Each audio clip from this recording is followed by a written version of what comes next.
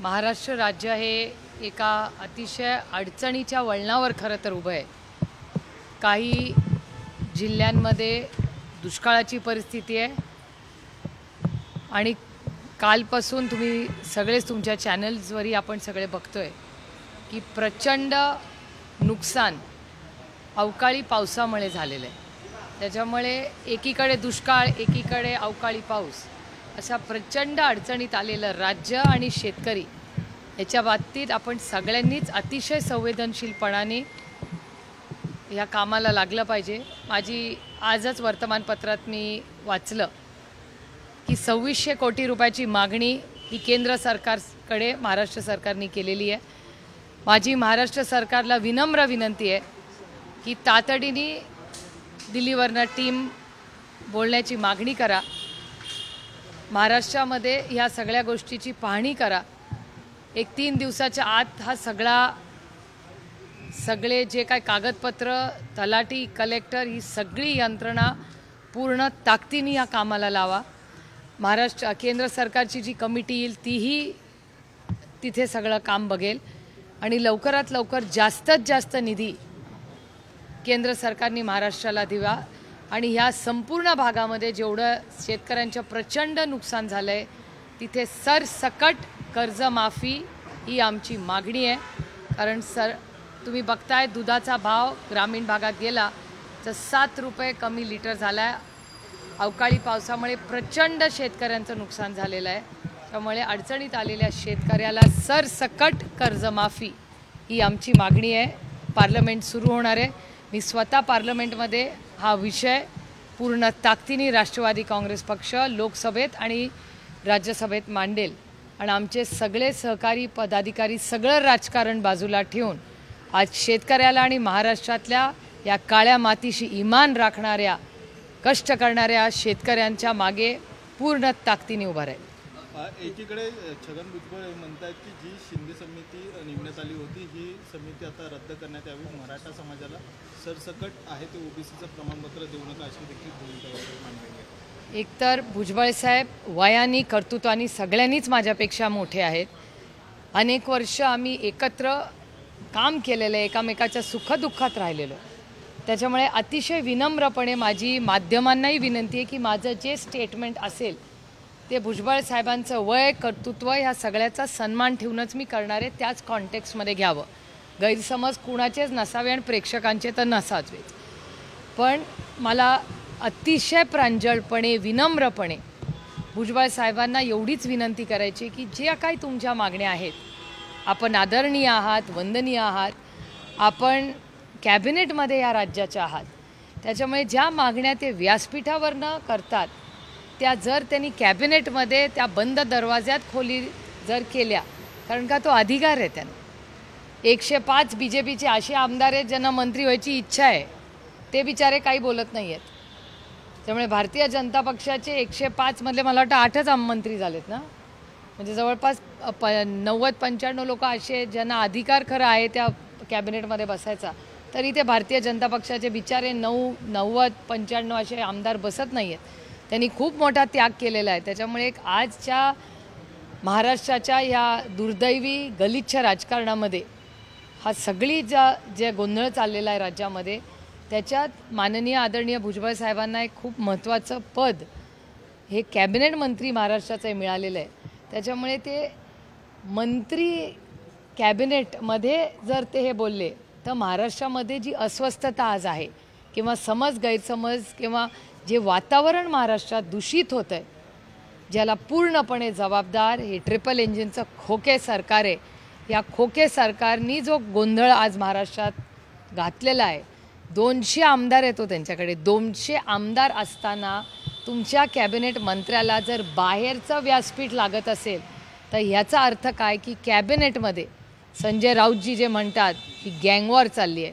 नाशिकचे लोक आत्ताच मला भेटून गेले, त्यांच्याकडून तिथला जो ड्रग माफियाची जी चर्चा सातत्याने तुमच्याच चॅनलवर येते, आज अवकाळी पावसाची जी परिस्थिती आहे, या सगळ्या परिस्थितीचा गांभीर्याने चर्चा ही कॅबिनेटमध्ये जी झाली आहे ती दुर्दैवाने आज चॅनल्स आणि सत्तेत असलेले लोक सभांमध्ये मांडतात। याच्याच या ट्रिपल इंजिन खोके सरकारमध्ये किती मिसमॅनेजमेंट आहे आणि पॉलिसी पॅरालिसिस आहे.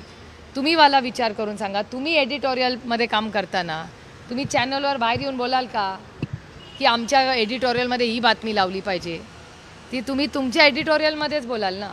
तर जर कॅबिनेट मंत्री बाहेर येऊन मागण्या करत असतील तर मग कॅबिनेटमध्ये कसली चर्चा होते? ही खूप चिंताजनक परिस्थिती आहे आणि ह्याच्यात भरडला जातो आहे सर्वसामान्य माणूस. हे दुर्दैव आहे आणि महाराष्ट्राचं नुकसान या ट्रिपल इंजिन खोके स्वार्थी सरकारमुळे होते. भुजबळांनी जी भूमिका मांडलेली आहे, भुजबळांनी जी भूमिका मांडली आहे की सरसकट कुणबी प्रमाणपत्र देऊ नका आणि ज्यांना आता कुणबी प्रमाणपत्र दिले ते देखील रद्द करा आणि जी समिती स्थापन केलेली आहे ती समिती देखील रद्द करा. या भूमिकेच्या संदर्भात या भूमिकेला तुमचा पाठिंबा आहे की विरोध आहे? नाही, माझं म्हणणं आहे नक्की सरकारची भूमिका काय ही आमच्या समोर स्पष्ट आली पाहिजे ना. सरकारची एक बाजू हे म्हणते महाराष्ट्राचे, म्हणजे मला जे थोडंसं कळतं, मी काय फार तज्ज्ञ नाही या विषयाची, पण महाराष्ट्राच्या निर्णय प्रक्रियेत घ्यायची अधिकार हे सगळे महाराष्ट्राच्या माननीय मुख्यमंत्र्यांकडे असतात. तर हा प्रश्न मला विचारायच्या आधी तुम्ही महाराष्ट्राच्या माननीय आदरणीय मुख्यमंत्री आणि DCM 1 आणि DCM 2ला विचारला पाहिजे की नक्की तुमच्या ट्रिपल इंजिन खोके सरकारचं नक्की निर्णय काय. एकदा नक्की निर्णय आम्हाला केला की आम्ही पूर्ण ताकदीने त्याच्यावर बोलू. आमचं पहिल्यापासून मत आहे राष्ट्रवादी काँग्रेस पक्ष हा मराठा, धनगर, लिंगायत, मुस्लिम समाजाच्या ज्या ज्या मागण्या आहेत त्याच्या मागे पूर्ण ताकदीने उभा आहे आणि उभा राहील. कुणाचंही सरकार असलं आणि प्रस्ताव आला तर पूर्ण ताकदीने आम्ही त्यांच्याबरोबर उभं राहू. आणि एक गोष्ट, महाराष्ट्रात आणि दिल्लीत दोन्ही असेंब्ली आणि पार्लमेंटमध्ये ऑन रेकॉर्ड आमची भूमिकेत सातत्य आहे. आम्ही भ्रष्ट जुमला पार्टीसारखे नाही, जिथे महाराष्ट्रात धनगरांना आरक्षण द्या म्हणतात आणि दिल्लीत ऑन रेकॉर्ड पार्लमेंटमध्ये नाही म्हणतात. त्याच्यामुळे नक्की ह्या ट्रिपल इंजिन खोके सरकारचा निर्णय काय आहे ह्याच्यात आम्हाला स्पष्टता येत नाही आहे. कॅबिनेट मिनिस्टरमध्ये भांडणं चालली आहेत. राऊतसाहेब म्हणतात ते गँगवॉर तुमच्या चॅनलवर आम्हाला ऐकायला आणि बघायला मिळतं. त्यातून एका ठिकाणी दुष्काळ झाला आहे, अतिवृष्टी झाली आहे, महागाई, बेरोजगारी, ह्याची जबाबदारी घेणार कधी? यांची भांडणं मिटतील तर राज्य पुढे जाईल ना. कोण? दीपक केसरकर कार्यक्रमाला गेले होते तेव्हा एका तरुणीने त्यांना शिक्षक भरतीबद्दल विचारलं तेव्हा त्यांनी त्याला झापलं. प्लस त्याला असे देखील म्हणाले असे जर बेशिस्त शिक्षक जर आपल्या शाळेत शिकणार असतील तर आम्ही अशांना घेणार नाही. हे दुर्दैव आहे. मला खरं असं बोलायला आवडत नाही, पण एका शिक्षकाचा जर अपमान ह्या शाहू फुले आंबेडकरांच्या छत्रपतींच्या महाराष्ट्रात होत असेल तर दुर्दैवाने एक गोष्ट मला या ट्रिपल इंजिन खोके सरकारबद्दल म्हणावी लागेल की या सरकारला सत्तेची आणि पैशाची मस्ती आली आणि ती शिक्षकांचा जर तुम्ही अपमान करणार असाल तर पक्ष तर सोडा, महाराष्ट्र पण कधी सहन करणार नाही. आणि कुठल्याही शिक्षकाचा अपमान जर कुठलंही सरकार करत असेल तर त्या शिक्षकाच्या मागे पूर्ण ताकदीने आम्ही उभं राहू, माणुसकीच्या नात्याने. आणि दुसरी गोष्ट, ती नुसता शिक्षक नव्हता, ती एक महिला शिक्षक होती. त्याच्यामुळे भारतीय जनता पक्ष, भ्रष्ट जुमला पार्टी ही सातत्याने महिलांचा अपमान करत असते. त्यांचे मित्र पक्षांनाही ते गुण लागलेले आहेत असं दिसायला लागते. त्याच्यामुळे एका महिलेचा अपमान आम्ही सहन करणार नाही आणि शिक्षकांचा कधीच करणार नाही. त्याच्यामुळे त्या शिक्षकांच्या मागे आम्ही पूर्ण ताकदीने उभं राहू. आणि ही ज्या सरकारला पैशाची आणि सत्तेची आणि कॉन्ट्रॅक्टची मस्ती आली आहे ना, ती कशी उतरायची ही महाराष्ट्राच्या मायबाप सुसंस्कृत जनतेला माहिती आहे. अंतरवली सराटीमध्ये फोटो व्हायरल होत आहे. यावरून शिंदेच्या शिवसेनेच्या प्रवक्त्या ज्योती वाघमारे यांनी असं म्हटलेलं आहे की हे वार आहेत की यामागे पवार आहेत याची चौकशी व्हावी आणि मी गृह खात्याला विनंती करेन की या सगळ्या संदर्भात त्यांनी सखोल चौकशी करावी. एक तर हा कॉमेंट मी ऐकलेली नाही, त्याच्यामुळे मी काही असं स्टेटमेंट, कुणाच्या स्टेटमेंट जोपर्यंत मी त्याचा अभ्यास करत नाही मी बोलत नाही. पण महाराष्ट्रामध्ये अनेक ठिकाणी दगडफेक होताना आज दिसते. कालच मला तुमच्या चॅनलवर पाहिलेली मी बातमी की अमरावतीमधले राज्यसभेचे भारतीय जनता पक्षाचे जे खासदार आहेत त्यांच्यावरही दगडफेक झाली. राज्यामध्ये सातत्याने दगडफेक कशा होतात हो? मग महाराष्ट्राच्या होम मिनिस्ट्रीचा इंटेलिजन्स करतोय तरी काय? म्हणजे लोकांना आवडत नाही मी जेव्हा देवेंद्रजींच्या विरोधात बोलते. माझं वैयक्तिक देवेंद्रजींशी काही भांडण नाही, काय संबंध भांडणाचा. माझी आणि देवेंद्रजींची लढाई ही वैचारिक आहे. ते एक अतिशय सुसंस्कृत नेते आहेत, महाराष्ट्राचे यशस्वी मुख्यमंत्री राहिलेत, याची जाणीव सगळ्या महाराष्ट्राला आणि मलाही आहे. एखादा युवा नेता जेव्हा पहिल्यांदा ते जे मंत्री होते ते 5 वर्ष मुख्यमंत्री होते तेव्हा त्यांच्याकडे होम मिनिस्ट्री होती. तेव्हा नागपूरला मी नाही म्हणायचे, तुमच्या वर्तमानपत्रात आणि चॅनल्सवर महाराष्ट्राचं क्राईम कॅपिटल हे नागपूर आहे हे मीडियावाले म्हणायचे. हे मी वाचलेलं आणि तुम्हालाही चॅनलमध्ये तुम्ही जर बघितलं तर तुम्हाला आठवत असेल. जेव्हा जेव्हा देवेंद्रजी गृहमंत्री होतात तेव्हा क्राईम नागपूरमध्ये आणि राज्यात वाढतो कसा.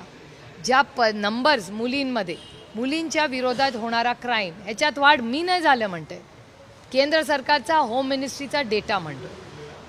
जे इलेक्टेड आहे म्हणजे सोळंकी साहेबांच्या घरात आग लावली, संदीप क्षीरसागरची मुलं त्याच्या घरातून कशी बाहेर पडली आहेत, त्याच्या बायकोचं काय दुःख आहे, वेदना त्या क्षीरसागर संपूर्ण कुटुंबाच्या आहेत, त्या कधीतरी तुम्ही तुमच्या चॅनलवर काही दाखवले आहे. आता जालन्यामध्ये जी घटना झाली, ज्या अमानुष पद्धतीने होम मिनिस्ट्रीने जालन्याच्या घटनेमध्ये महिलांना आणि मुलांना मारण्यात आलं, कोण आहे याला जबाबदार. नंतर अजून काहीतरी वेगळ्या बातम्या येतात. मग इंटेलिजन्स फेलियर तर आहे ना. मग गृहमंत्री आणि त्यांचं मंत्रालय करतंय तरी काय. It is a complete failure of the home ministry. Rishikesh Bedre याला याच प्रकरणामध्ये अटक करण्यात आली. खरं ऋषिकेश बेदरे शरद पवार सराटे अंतरवलीच्या बीडचं वेगळं प्रकरण, बीड नाही अंतरवाली सर जालना प्रकरण. तर त्याच्यामध्ये अटक केल्यानंतर पवार साहेबांसोबतचे काही फोटो जे व्हायरल करण्यात आली, इतर पक्षाच्या नेत्यांसोबतचे देखील फोटो व्हायरल झालेले. महाराष्ट्रात जेवढे पक्ष आहेत त्या सगळ्या पक्षांच्या नेत्यांवरचे आणि त्याचे फोटो मी तुमच्याच चॅनलवर पाहिले, सगळ्या नेत्यांचे. आणि ही गोष्ट मी कालही बोलले की देवेंद्र फडणवीस आणि मी आम्ही 2 वेगळ्या वैचारिक बैठकीच्या पक्षामध्ये दोघं काम करतो. माझे आणि त्यांचे काही कॉमन लोकांबरोबर फोटो असतात आणि त्या माणसांनी एखाद्याने एखादी चूक केली, मग आता देवेंद्र फडणवीस आणि सुप्रिया सुळे जबाबदार का. मला असं वाटतं राजकारणामध्ये होम मिनिस्ट्रीनी पारदर्शकपणे सगळ्याची माहिती काढावी.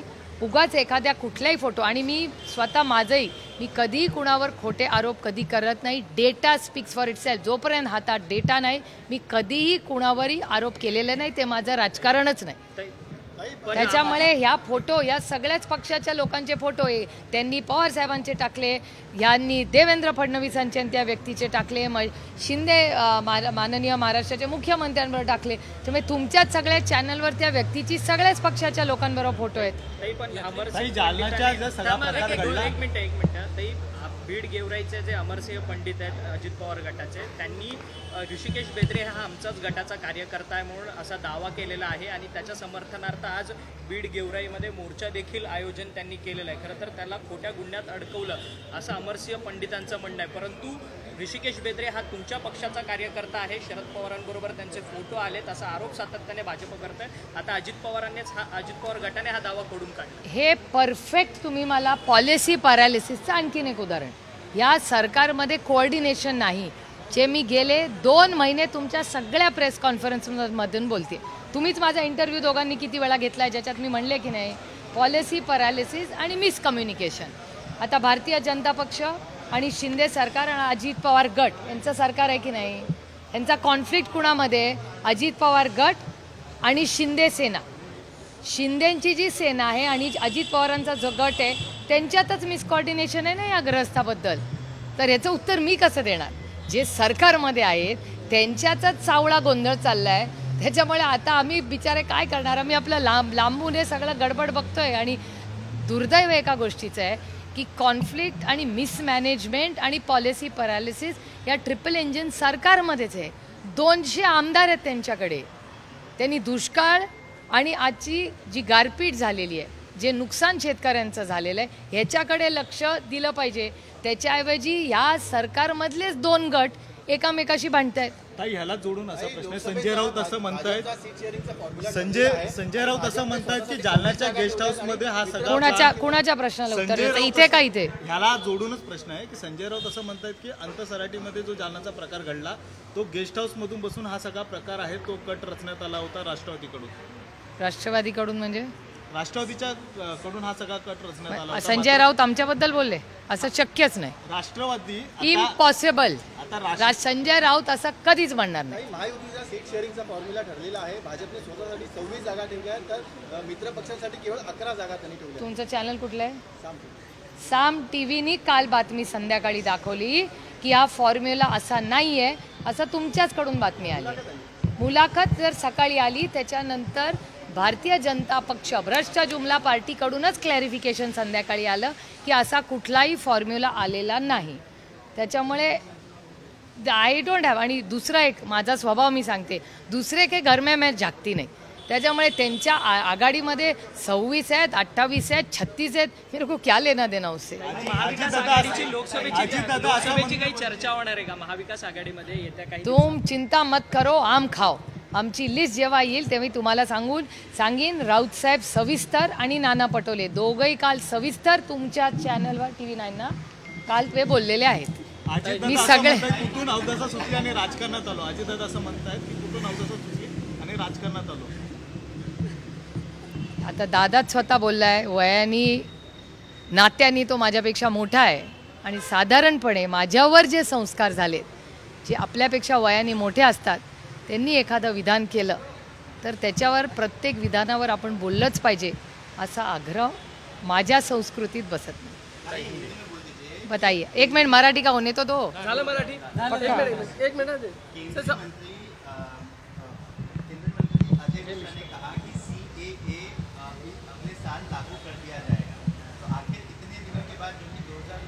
पश्चिम बंगाल में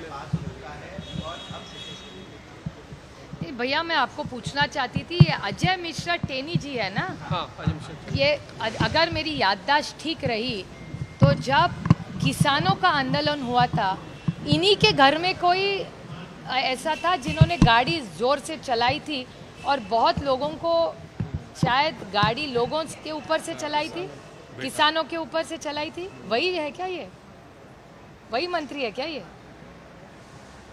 ऐसा मुझे लग रहा है कि जो केंद्र में मंत्री है, जिसके घर में किसी ने किसानों के ऊपर से जोर से गाड़ी चलाई थी, वो कुछ कह रहे हैं. मुझे पता नहीं उसकी क्रेडिबिलिटी कितनी है. एक बार पता चले, अभी पार्लियामेंट जब शुरू होगा तो देखती हूँ मैं. लेकिन सवाल ये है कि बंगाल में जाके वो इस तरह का वक्तव्य करते हैं कि CAA लाने के लिए हम पूरी तरह से तैयार हैं, मार्च में हम ला सकते हैं, सारी चीज़ें बातें अगर हो रही हैं तो कहीं ना कहीं उसके पहले से कोई नैरेटिव सेट करने की कोशिश या इस तरीके से. अरे जिस आदमी ने किसानों के ऊपर से गाड़ी चलाई हो, उसके स्टेटमेंट को कितना हमने सीरियसली लेना चाहिए. दूसरा ये कि हम देखें छगन भुजबल निर्दयी है ये पूरी टेनी जी, और उनकी जो पूरी जिस केंद्र की सरकार है वो निर्दयी है. और दूसरा ये कि छगन भुजबल जब ये कहते हैं कि संदीप शिंदे समिति ही बर्खास्त करनी चाहिए, अब तक जो जितने भी कुंभी सर्टिफिकेट दिए गए वो रद्द कर दिए जाए, मंत्रिमंडल में जो मंत्री हैं जो सरकार में इतने कद्दावर महत्व रखते हैं, वो अब आम सभाओं में इस तरीके से कह रहे हैं, क्या कह रहे हैं? यही तो मैं कब से कह रही हूँ. मैं आप सबके चैनल्स पे, आप मेरे सारे जो प्रेस की बातें आप में और मुझ में होती है, उसमें मैं 2 महीने से कह रही हूँ कि 1.5 साल से जब से ये शिंदे सरकार आई है, कॉन्ट्रैक्ट्स, बिग टिकट प्रोजेक्ट ज़रूर हो रहे हैं, लेकिन पॉलिसी पैरालिसिस है इस सरकार में. आप सोचिए कि जो चीज़ कैबिनेट में बोलनी चाहिए वो एक रैली लेके इनको कहनी पड़ रही है. तो ऐसा भी हो सकता है कि छगन भुजबल जी जो कह रहे हैं, उनकी आवाज़ शायद कोई कैबिनेट में नहीं सुन रहा है, नहीं तो वो रैली लेके बाहर क्यों बोलेंगे. फिर it's a complete confusion end chaos. ये जो ट्रिपल इंजन की खोखे सरकार है महाराष्ट्र में, पूरा केओस है. कोई किसी से बात नहीं करता. आज अजीत पवार गट और शिंदे गट में लड़ाई हो रही है गेवराई के कारण. दूसरी भुजबल साहब जिन्होंने कैबिनेट में कहना चाहिए वो चीज़ें बेचारे शायद उनका कोई सुन नहीं रहा है कैबिनेट, इसलिए बड़ी बड़ी रैलीज कर रहे हैं राज्य में. समझ में नहीं आ रहा है इस राज्य चला कौन रहा है. एक तरफ आप देख रहे हैं महाराष्ट्र में बहुत सारे ज़िले ऐसे हैं जहां सूखा है, और बहुत सारे ज़िले ऐसे हैं जहां बहुत बारिश हुई है, किसानों को बहुत दिक्कत हुई है. तो मेरे ख्याल से थोड़ी देर मैं हाथ जोड़ के महाराष्ट्र की ट्रिपल इंजन सरकार को विनती करती हूँ कि थोड़े दिन के लिए ये कॉन्ट्रैक्ट बाजी थोड़ा आप साइड में रखिए और महाराष्ट्र के जो किसान हैं उनके लिए थोड़ा कुछ करिए. और हम तो पूरी ताकत से इस देश के किसान के साथ खड़े रहे हैं और रहेंगे। और पार्लियामेंट जब खुलेगा पहले दिन मैं किसान और आरक्षण पे ज़रूर पूरी ताकत के साथ महाराष्ट्र की तरफ से सारे किसानों, जहां सूखा है और जहां ओले पड़े हैं, और मराठा, धनगर, लिंगायत और मुस्लिम समाज का आरक्षण है, ये दोनों विषय पूरी ताकत से मैं पार्लियामेंट में राष्ट्रवादी कांग्रेस पार्टी रेस करेगी। उप मुख्यमंत्री देवेंद्र फडणवीस हो या उप मुख्यमंत्री अजित पवार हो, वो बार बार कह रहे हैं कि इस तरह के द्वेषपूर्ण वक्तव्य न करें जिससे के चलते दो समाज आपस में लड़ जाएं या उनमें द्वेष निर्माण हो। लेकिन छगन भुजबल नहीं रुकते, वहाँ मनोज जरांगे पाटिल भी नहीं रुकते। ये नूरा कुश्ती चल रही है उन दोनों में या क्या, समझ में नहीं आ रहा है। क्योंकि DCM 1 और DCM कुछ कह रहे हैं और उनकी कैबिनेट नहीं सिरी, फिर से पॉलिसी पैरालिसिस। देखिए, you are giving me today evidence, जो मैं कब से कह रही हूँ उसी के आप मुझे एग्जांपल्स दे रहे। आप सोचिए, DCM 1 और DCM 2 कुछ कहना चाहते हैं और उनके कैबिनेट मंत्री सुन नहीं रहे। इसका मतलब क्या? इसका मतलब कि जो संजय राउत जी कह रहे हैं कि इस कैबिनेट में गैंग वॉर चल रहा है, वही मतलब सच हो रहा है ना। दादा का कंट्रोल नहीं है अपने मंत्रियों पर? नहीं, मुख्यमंत्री का नहीं है ना, सिर्फ दादा का क्यों नाम ले हम, मुख्यमंत्री का भी नहीं है। इस देश का, इस राज्य का, सबकी जिम्मेदारी माननीय मुख्यमंत्री जी की हो रही है। मुख्यमंत्री जी के कैबिनेट में DCM 1 और 2 है और आदरणीय माननीय भुजबल साहब भी है।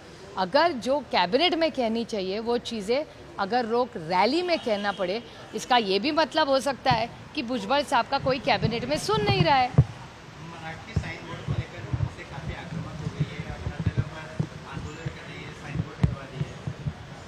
मेरे ख्याल से कुछ टाइमलाइन दी थी, और ये फिर भी लॉ एंड ऑर्डर का सवाल है ना, ये DCM 1 को पूछिए, क्योंकि लॉ एंड ऑर्डर DCM 1 के पास ही है। जो रोज़ आप मुझे सवाल महाराष्ट्र की सुरक्षितता के लिए पूछ रहे हैं, कभी ना कभी DCM 1 को पीछे उनको याद तो दिलाइए कि राज्य के होम मिनिस्टर है। सिर्फ इनकम टैक्स, ED और CBI के लिए होम मिनिस्ट्री नहीं होती, घर में रेड करने के लिए, दूसरे पार्टियों तोड़ने के लिए होम मिनिस्ट्री नहीं होती। होम मिनिस्ट्री माँ बाप जनता की सुरक्षितता के लिए होती है। तो थोड़ा इस पर ख्याल रखेंगे तो बीजेपी के जो सांसद है ना, जिन पे पत्थर फेंके, शायद उन पे पत्थर नहीं फेंकता कोई। सीट शेयरिंग को लेकर हम देख रहे हैं कि देवेंद्र फडणवीस ने कल ये कह दिया था कि हमारा कोई फॉर्मूला तय नहीं हुआ, लेकिन जितनी सीट्स हैं उस पर तो हम लड़ेंगे। तो जाहिर है बात, 26 पर अगर बीजेपी कभी लड़ी थी तो सिर्फ 22 ही सीट दोनों गुट को बच जाती है। तो 26 और 22 का जो फॉर्मूला है, इस तरह से साफ साफ अभी नजर आता है। उनकी वो महायुति, उनके महायुति बोलते हैं ना उनके गठबंधन को, उनके गठबंधन में उनको जो तय करना है वो उनका प्रॉब्लम है, दूसरे के घर में झांकने का मुझे शौक नहीं।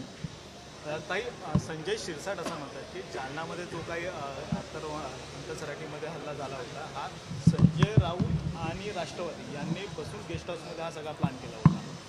अच्छा, त्यांनी हे चॅनलवर म्हणण्यापेक्षा होम मिनिस्ट्रीला सांगायला पाहिजे आणि त्यांनी नक्की ठरवायला पाहिजे कोणी काय केलं।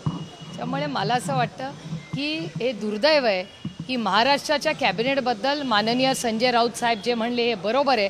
तिथे तर प्रॉब्लेम महाराष्ट्रात नाही आहे, महाराष्ट्राच्या कॅबिनेटमध्ये, तिथली गँगवॉरमध्ये दगडफेक किंवा या ज्या सगळे जे आरक्षणाबद्दल असंवेदनशीलपणे चर्चा करतायत सगळे, आणि ज्या पद्धतीने ड्रग माफियाबद्दल जे प्रश्न येत आहेत, हे सगळे द बक स्टॉप्स ॲट मंत्रालय आणि कॅबिनेट ऑफ महाराष्ट्र। याचे सगळे पुरावे देखील अधिवेशनात देऊ असं देखील ते म्हणतात।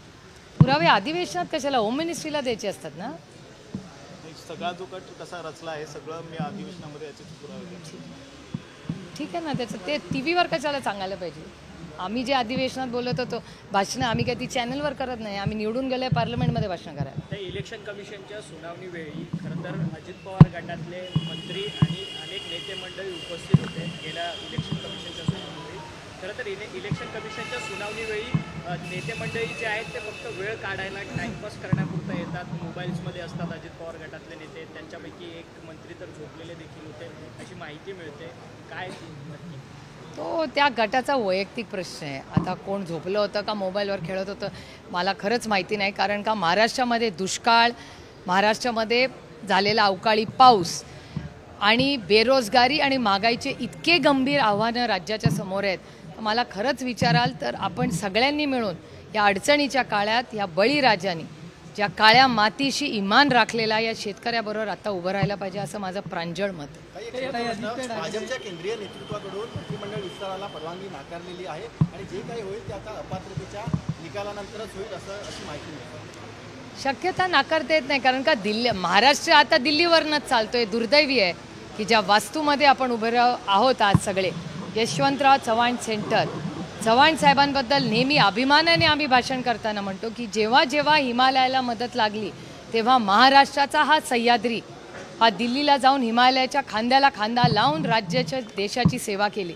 आज दुर्दैव आहे की महाराष्ट्राचे सगळे निर्णय म्हणजे पालकमंत्री पदापासून बदल्यांपासून आता म्हणजे पुढे मंत्री कोण होणार हे तिन्ही पक्षाचे निर्णय जर दिल्लीत होत असतील तर हे महाराष्ट्राच्या स्वाभिमान आणि ज्या अदृश्य शक्तीबद्दल मी सातत्याने बोलते की महाराष्ट्राचं महत्त्व कमी करण्याचं पाप एक अदृश्य शक्ती दिल्लीतून करते. मग आपल्या मुलांच्या नोकऱ्या असतील, पक्ष फोडणं असेल, इन्कम टॅक्स, CBI आणि EDच्या धाडी असतील, घर फोडणं असतील, चांगले मोठे प्रोजेक्ट्स महाराष्ट्रात येणार असतील किंवा महाराष्ट्रात असलेले हक्काचा हिऱ्याचा व्यवसाय दुसऱ्या राज्यात जाणार.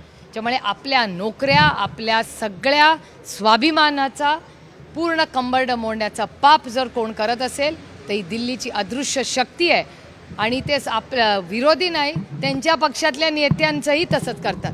माननीय गडकरी साहेब आणि माननीय देवेंद्रजी यांनाही कॉम्प्रोमाइज ही अदृश्य शक्ती करते. हे खरंच महाराष्ट्राचं दुर्दैव आहे. आदित्य ठाकरे मथुरा दौऱ्यावर आहेत आणि यावरून शिंदेच्या शिवसेनेने टीका केली की ते पाप धुवायला मथुरेला गेलेले आहेत आणि त्यांनी बुद्ध हृदय सम्राट अशी पदवी लावून घ्यावी असं ज्योती वाघमारे यांनी म्हटलं.